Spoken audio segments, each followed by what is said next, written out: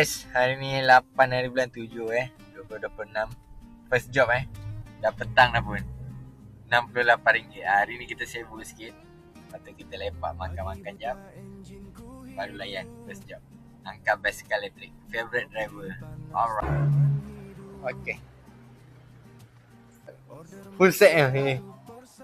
Special. Berapa kilometer boleh bagi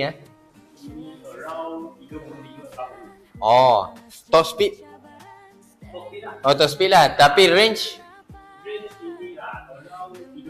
30 saja.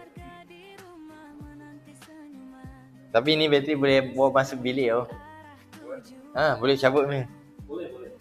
Bawa ini macam manual pun boleh kan? Manual pun boleh. Boleh. Tulisan saya. Sekejap RM113. Durian polek je lebu. Bagi Sungai Buloh. Sungai Buloh Dia kata dalam plastik tadi.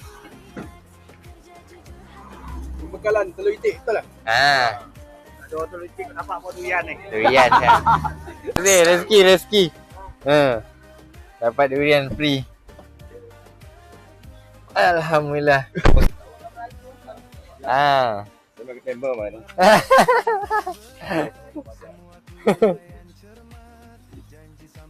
Sama-sama jalan.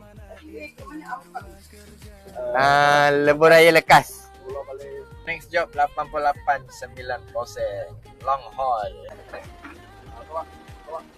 Alah, lekat lah. Okay, ngam. Okay. Okay, thank you. Kita ni dulu minum-minum, makan-makan dulu.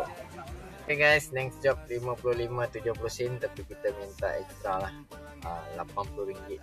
Sebab dia punya barang panjang sikit. Dia ada tol semua, jadi 80. Dia kata okay. Kita selesaikan 3 job, sudah dapat RM6. Bukan senang cari makan, tapi aku tak pagi buta enjin ku hidup, tapi panas teman hidup.